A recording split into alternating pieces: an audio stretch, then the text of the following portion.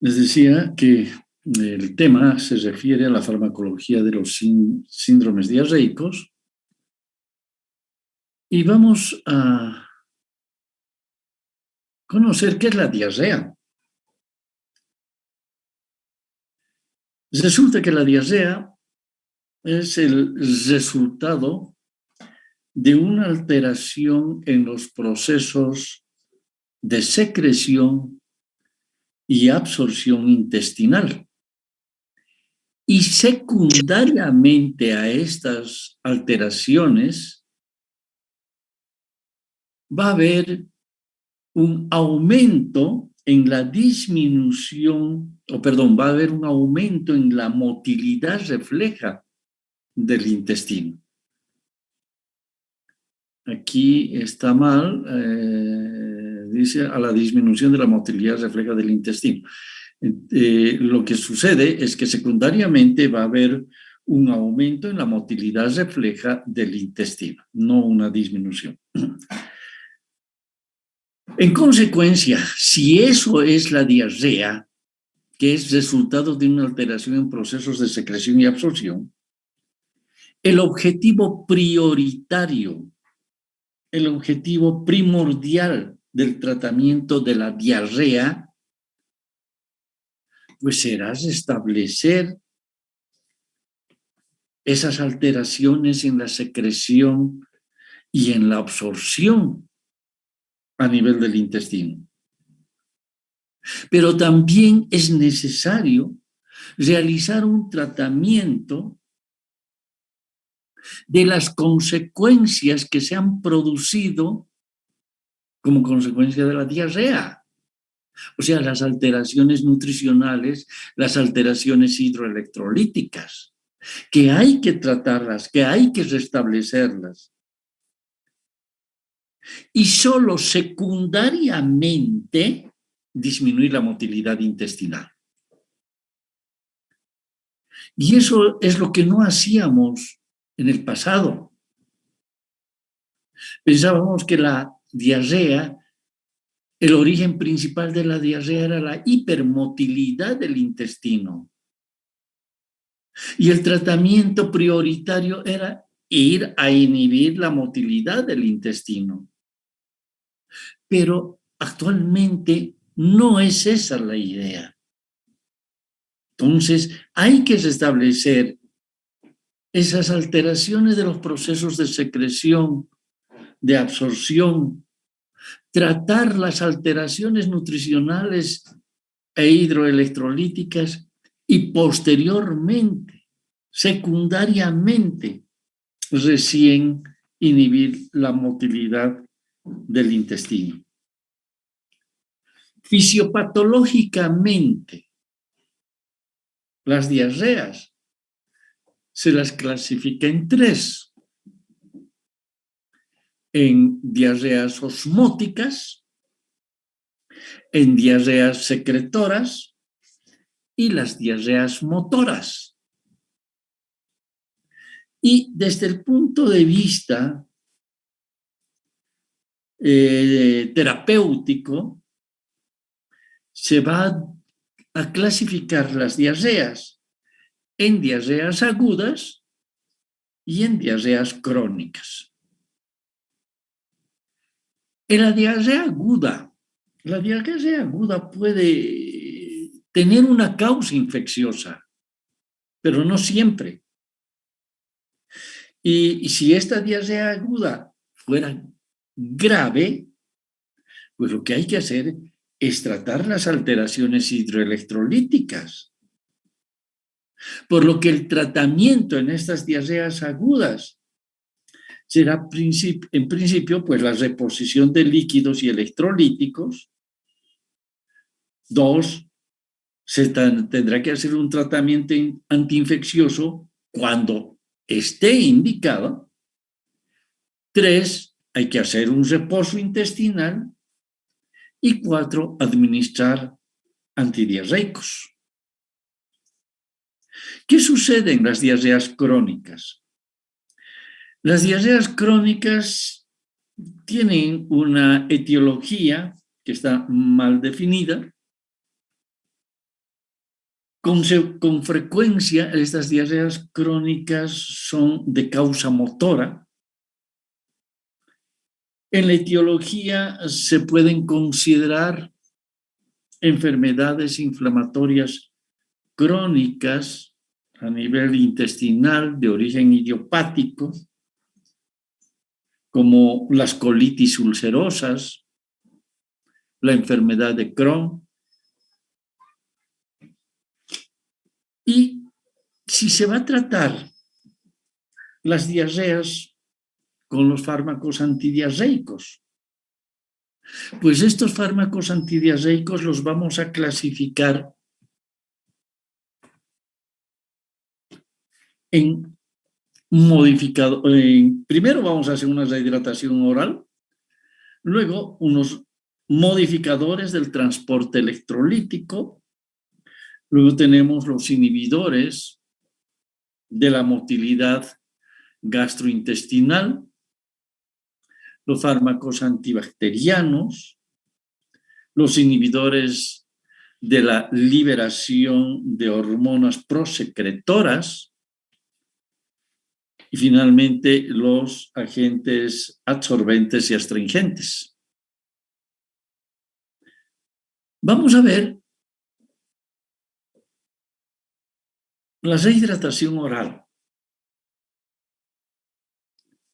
Si bien la rehidratación oral no va a suprimir la diarrea, pero es un elemento terapéutico más importante, sobre todo en las diarreas agudas. Una combinación recomendada por la Organización Mundial de la Salud para esta rehidratación oral, las denominadas sales de rehidratación. Estas sales, recomendadas por la Organización Mundial de la Salud, contienen por litro 20 gramos de glucosa, 3.5 gramos de cloruro de sodio, 1.5 gramos de cloruro de potasio, 2.9 gramos de citrato trisódico. Pero este citrato trisódico lo podemos reemplazar por 2.5 gramos de bicarbonato sódico. Y algunos preparados vienen, en vez del citrato trisódico, con bicarbonato sódico. Esas son las sales de la rehidratación oral. Y es muy importante en las diarreas agudas su administración. Pero se pueden hacer preparaciones caseras. Y en estas preparaciones caseras, por ejemplo, en 1 litro de agua, se disuelve media cucharadita de sal, que más o menos correspondería a los 3.5 gramos. Se agrega 8 cucharaditas de azúcar, se pone un poco de potasio y también un poco de bicarbonato de sodio. Esta sería una preparación casera para una rehidratación. Pero también hay otro preparado que consiste en el zumo de 2 limones, que a esto se le va a agregar 1/4 de cucharilla de bicarbonato de sodio, media cucharilla de sal y unas 2 cucharadas de azúcar. Esto es lo que se llama la limonada alcalina, que también es bastante efectiva para restablecer ese equilibrio hidroelectrolítico que ha sido alterado por las diarreas. En eso consiste la rehidratación oral. Los modificadores del transporte electrolítico. Entre estos tenemos a la sulfasalacina, al ácido 5-aminosalicílico, también están los glucocorticoides y son de elección sobre todo en el tratamiento inflamatorio intestinal crónico de origen idiopático. Si vamos a administrar los opioides, como sabemos, tienen una acción anticinética, o sea, disminuyen la motilidad intestinal. Pero además se ha visto que estos opioides son capaces de estimular la absorción y reducir la secreción de agua y electrolitos en el tracto gastrointestinal. O sea que no solamente estos opioides estarían dirigidos a la motilidad, a modificar la motilidad. También se tiene el subsalicilato de bismuto. Este subsalicilato de bismuto es sobre todo muy útil en el tratamiento y en la prevención de la diarrea del viajero. El salicilato tendría una acción antiinflamatoria y el bismuto tendría una ligera acción antibacteriana, bactericida. Las dosis de administración del subsalicilato de bismuto de 500 miligramos, que se puede administrar hasta 8 veces al día, pero el problema es que producen reacciones alérgicas, puede producir hemorragias gastrointestinales, puede producir una neurotoxicidad como consecuencia del bismuto. Y por eso es mucho mejor no utilizar en los niños. En cuanto a los inhibidores de la motilidad,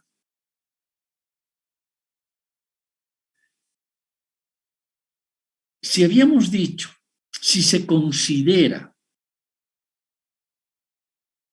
la diarrea como un factor fisiológico, protector para eliminar del intestino a los agentes patógenos, les repito, si estamos considerando la diarrea como un factor fisiológico protector que va a eliminar del intestino los agentes patógenos, entonces los fármacos que van a inhibir la motilidad intestinal tendrían que estar contraindicados en el tratamiento de la diarrea. De hecho, no se debe utilizar en diarreas autolimitantes agudas, y sobre todo particularmente en niños, estos inhibidores de la motilidad intestinal. Cuando decimos de autolimitantes, es que el organismo tiene sus mecanismos para inhibir a estos microorganismos. Y si estamos administrando en estas situaciones los antiespasmódicos, los inhibidores de la motilidad, no solamente se está impidiendo la limpieza de la flora patógena a nivel del intestino, sino que se puede agravar la deshidratación y el cuadro tóxico. Por eso, no es conveniente la administración de fármacos inhibidores de la motilidad de una forma sistemática. Si bien hay situaciones en que su administración puede ser beneficiosa, pero como fármacos que se vayan a administrar de inicio ante una diarrea no sería conveniente. Y mucho más en los niños, ¿ya? Porque pueden agravar, como decíamos, la deshidratación, impide la limpieza de la flora patógena, aumenta la toxicidad y eso es muy peligroso. Dentro de estos inhibidores de la motilidad, ya conocemos a los opioides. Estos opioides que van a aumentar el tono intestinal, van a disminuir la motilidad, sobre todo en la porción antral y en la porción pilórica. Aumentan el tono de la primera porción del duodeno. Entonces, como consecuencia de esto, van a provocar un retraso en el vaciamiento gástrico. A nivel del intestino delgado y a nivel del colon, como sabemos, aumenta el tono, aumentan las contracciones no propulsivas y disminuyen las contracciones propulsivas. Al dificultar, por lo tanto, el avance de la materia fecal, se va a producir un aumento en la reabsorción de agua. Dentro de los opioides que con mayor frecuencia se utilizan, uno de los fármacos es la codeína. Son 60 miligramos cada 8 horas, con mucho cuidado, eso sí, la administración en niños. Pero el otro producto, que es mucho mejor, es la loperamida, que es un derivado de la petidina. Es un fármaco, la loperamida, que pasa muy mal al sistema nervioso central, por lo tanto no va a producir efectos adversos, resultados de su acción a nivel central, y tiene una mayor acción a nivel gastrointestinal. Tiene además un efecto antisecretor muy intenso. Es un fármaco que también va a inhibir la liberación de prostaglandinas. Y también es un fármaco que actúa frente a la toxina colérica. Si es que se va a administrar la loperamida, entonces 4 miligramos de entrada y seguido de 2 miligramos cada vez que ha habido defecación, hasta un máximo que se puede administrar de 16 miligramos por día. Esto en la diarrea aguda. ¿Y qué sucedería en la diarrea crónica? Pues se administra 2 miligramos cada 8 horas. En los niños se puede administrar, en los niños mayores, obviamente de 8 años, se puede administrar la mitad de la dosis que se administra a un adulto. Los fármacos anticolinérgicos que conocemos también, estos fármacos antimuscarínicos que bloquean los receptores muscarínicos, que son fármacos aminas terciarias, las aminas cuaternarias, ¿no?, que se los utiliza como antiespasmódicos cuando sea necesario utilizarlos.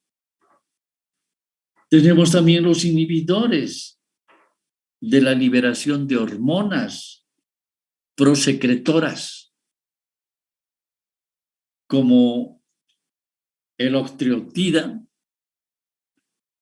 como también la somatostatina, teniendo en cuenta que la octreotida es más o menos unas 70 veces más potente que la somatostatina, pero que va a inhibir la liberación de algunas hormonas, como la hormona del crecimiento, la somatostatina. También puede inhibir la hormona liberadora de tiroides y puede inhibir péptidos del sistema endocrino que se liberan a nivel gastroenteropancreático. Es un fármaco que se administra por vía parenteral. Tiene una acción que dura bastantes horas. Generalmente las dosis de inicio se las dosifica en microgramos, de 5 microgramos, 2 veces entre las comidas, y se va aumentando paulatinamente hasta llegar a las dosis de 100 a 450 microgramos por día, que se administran en 2 a 3 dosis. Pero producen algunos problemas, como por ejemplo los calambres abdominales, pueden producir náuseas, flatulencia, producen también una supresión de la secreción de insulina y del glucagón, por lo que se va a presentar un aumento en la glucemia. Entre los agentes antiinfecciosos, estos agentes antiinfecciosos quedan limitados a situaciones clínicas graves y sobre todo en aquellas situaciones clínicas en las que se sospecha una infección sistémica. Allí es donde estarían indicados estos fármacos antiinfecciosos. Y finalmente tenemos los agentes absorbentes. Estos agentes absorbentes tienen la capacidad de absorber sustancias tóxicas. Sustancias tóxicas que son absorbidas y que de esta forma están impidiendo que actúen sobre la mucosa intestinal, produciendo un proceso inflamatorio. Y dentro de estas sustancias está el caolín, el salicilato de aluminio hidratado. También tenemos un fármaco como el carbón activado. Este carbón activado evita la absorción de productos tóxicos a nivel intestinal, pero también ya habíamos visto que se podía administrar para evitar la absorción de fármacos a nivel gastrointestinal. Este carbón activado se administra a la dosis de 5 a 10 gramos que están disueltas en 100 mililitros de agua. Este carbón activado se puede utilizar hasta un máximo de unos 50 gramos. Y de esa forma, pues se va a evitar la absorción de sustancias tóxicas e impedir el daño de la mucosa intestinal. Estos son entonces nuestros fármacos en el tratamiento de las diarreas. Cuando veamos las terapias de rehidratación, ¿ya?, nos vamos a referir a todos los procesos que utilizamos para realizar la rehidratación por vía parenteral, ¿ya? Sobre todo en casos muy graves hay que recurrir a la restablecimiento del equilibrio hidroelectrolítico mediante la administración por vía parenteral. Y ahí vamos a volver a hablar de los electrolitos y de la restitución del agua en estos pacientes que están deshidratados. Por hoy sería todo, que les vaya muy bien y nos volvemos a encontrar el día lunes. Adiós. Hasta luego, doctor. Chao, chao. Luego, doctor. Chao, doctor.